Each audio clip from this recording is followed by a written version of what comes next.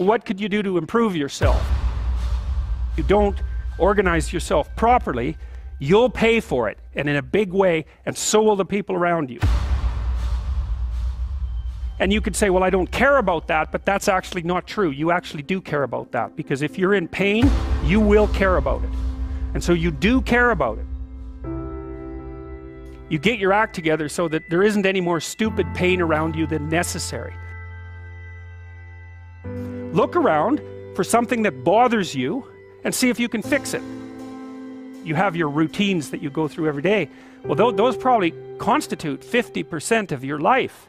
And people think, well, they're mundane, I don't need to pay attention to them. It's like, no, that's exactly wrong. I'm going to make this place better for half an hour. What should I do?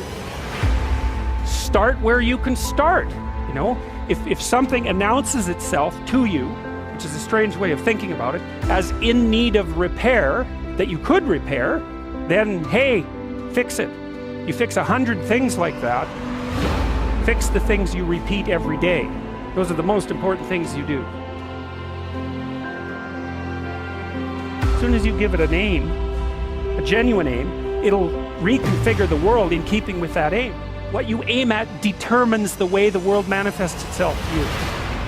And so if the world is manifesting itself in a very negative way, one thing to ask is, are you aiming at the right thing? Where am I falling short of the ideal? My own ideal. Doesn't have to be one that someone puts on you. Where am I less than I should be? Where am I bitter? Where am I making the world a worse place than it has to be? Like, you ask yourself those questions, you'll be in for a big shock. Stop saying things that make you weak. Stop telling lies that you know to be lies. Stop doing things you know to be useless and counterproductive. Aim high. Adopt some responsibility. And then see what the hell happens.